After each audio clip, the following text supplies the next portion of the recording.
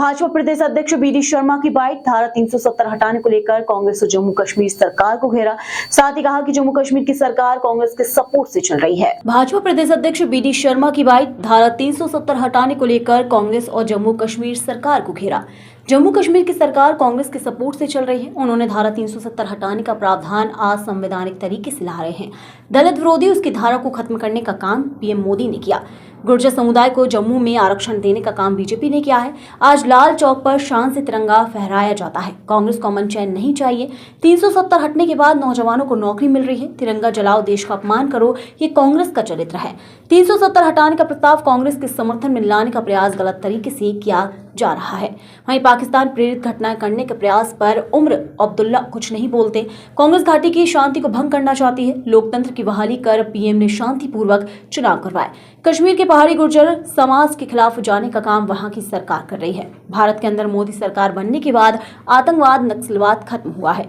वहीं उनके जाने से जनता वोट काट देती है। वे सनातन विरोधी हैं। कटनी में हुई घटना को लेकर कि गुड्स करने का अधिकार न व्यक्ति न पुलिस को है। ऐसी घटना को लेकर कार्यकर्ताओं को आगाह किया जाता है। कांग्रेस को, नौजवानों को जो रोजगार मिल रहा है, किसी प्रकार से वहां नौकरियां मिल रही हैं धारा 370 हटने के कारण, तो कांग्रेस को, नौजवानों को रोजगार नहीं चाहिए। कांग्रेस को जम्मू कश्मीर के अंदर हमारे नौजवानों को नौकरी मिल रही है वो नहीं चाहिए। उनको तो केवल एक ही चाहिए, पत्थर लो और पत्थर पटको और भारत के खिलाफ बोलो, तिरंगे का अपमान करो, तिरंगे को जलाओ और भारत माता का अपमान करो। यही कांग्रेस को चाहिए। तो कांग्रेस का अमन चैन नहीं, दहशतगर्दी चाहिए।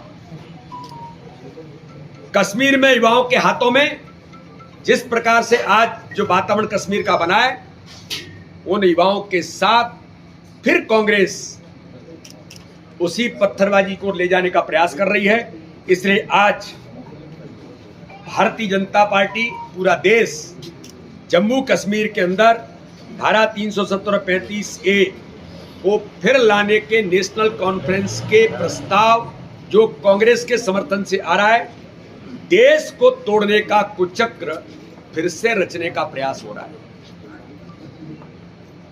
प्रस्ताव में जिस प्रकार से भाषा का उपयोग किया गया है, इस पर भारतीय जनता पार्टी और पूरा देश आज इस दिशा में कि भारत की एकात्मता और अखंडता को फिर से प्रहार करने का प्रयास किया गया है। इसलिए यह कांग्रेस और नेशनल कॉन्फ्रेंस के राष्ट्र विरोधी जो एजेंडा है, शेख अब्दुल्ला से लेकर के उमर अब्दुल्ला तक भावनात्मक ब्लैकमेल करना नेशनल कॉन्फ्रेंस की दिनचर्या बन गई है। और आज जब कभी जम्मू कश्मीर के अंदर इस प्रकार की घटनाएं घटती हैं और ऑन रिकॉर्ड ये साबित होता है कि ये पाकिस्तान प्रेरित घटनाएं और आतंक करने का प्रयास होता है, तो उमर अब्दुल्ला एक शब्द नहीं बोलते। तो आज जम्मू कश्मीर के अंदर पाकिस्तान की उन देश विरोधी ताकतों को इस प्रकार से प्रस्ताव ला करके पाकिस्तान को ताकत देने का काम क्या आप करने वाले हैं? क्या जम्मू कश्मीर के अंदर नेशनल कॉन्फ्रेंस और कांग्रेस जो घाटी के अंदर शांति आई है, उसको तोड़ करके आतंकवाद और अलगाववाद के काले दौर को फिर से वापस लाना चाहते हैं? और हमने जो कहा था भारतीय जनता पार्टी की सरकार ने कि हम लोकतंत्र की बहाली करके जम्मू कश्मीर के अंदर चुनाव कराएंगे, माननीय प्रधानमंत्री नरेंद्र मोदी, जनता पार्टी की सरकार ने,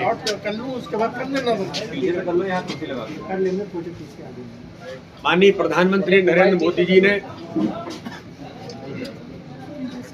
भारतीय जनता पार्टी के बहुप्रतीक्षित संकल्प धारा 370 हटाने का जो भारतीय जनता पार्टी का संकल्प था, जब अटल बिहारी वाजपेयी जी प्रधानमंत्री बने थे तो उन्होंने कहा था कि मेरी सरकार बहुमत की सरकार होती तो मैं सबसे पहले धारा 370 हटाता। और प्रधानमंत्री मोदी जी के नेतृत्व में जब प्रचंड बहुमत की सरकार बनी तो भारत का बहुप्रतीक्षित और ऐतिहासिक निर्णय धारा 370 हटाकर जम्मू कश्मीर के अंदर संपूर्ण देश को एक सूत्र में बांधने का काम भारतीय जनता पार्टी की सरकार ने माननीय प्रधानमंत्री नरेंद्र मोदी और देश के हमारे गृह मंत्री माननीय अमित शाह जी ने उस संकल्प को पूरा किया। लेकिन दुर्भाग्य है कि जम्मू कश्मीर की विधानसभा में नेशनल कॉन्फ्रेंस की सरकार जो कांग्रेस के समर्थन से चल रही है, धारा 370 और 35A को हटाने के लिए जो प्रयास और जो प्रस्ताव लाने का प्रयास किया गया असंवैधानिक तरीके से, ये साबित करता है कि कांग्रेस इस देश के अंदर राष्ट्र विरोधी और जो बार बार संविधान की बात करते हैं, संविधान विरोधी और दलित विरोधी धारा 370 के अंदर प्रावधान है कि अगर कोई सफाई कर्मी अनुसूचित जाति का भाई वहां है तो जिंदगी भर सफाई कर्मी ही रहेगा। हमारे उन अनुसूचित भाइयों को दुनिया के अंदर, देश के अंदर अगर कोई योग्य बनता है, पढ़ लिख के तैयार होता है तो किसी भी स्थान पर जा सकता है, लेकिन जम्मू कश्मीर में धारा 370 के अंदर प्रावधान था कि वो सफाई कर्मी हैं तो वो सफाई कर्मी ही जिंदगी भर रहेगा। ऐसी धारा 370 को जो दलित विरोधी थी उसे समाप्त करने का काम प्रधानमंत्री नरेंद्र मोदी और अमित शाह जी ने किया, भारतीय जनता पार्टी की सरकार ने किया। तो ये कांग्रेस के नेतृत्व से राहुल गांधी जी मैं पूछना चाहता हूं, इस प्रस्ताव को नेशनल कॉन्फ्रेंस ने आपके सहयोग से, आपके समर्थन से, क्या आप हमारे उन सफाई कर्मियों को जिंदगी भर वहीं सफाई कर्मी बने रहना चाहिए? आप आरक्षण की बात करते हैं।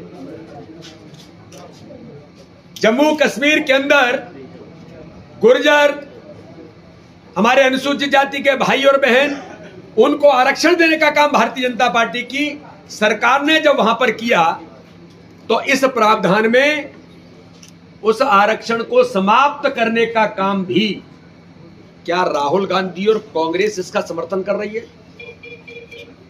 इसलिए कांग्रेस जम्मू कश्मीर के अंदर,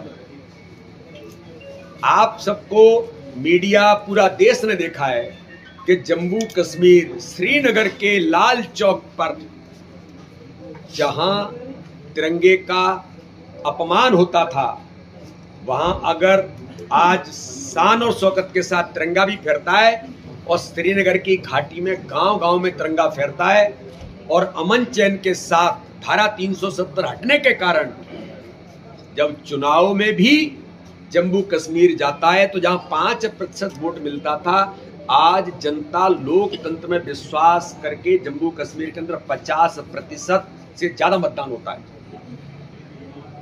तो कांग्रेस को अमन चैन नहीं चाहिए,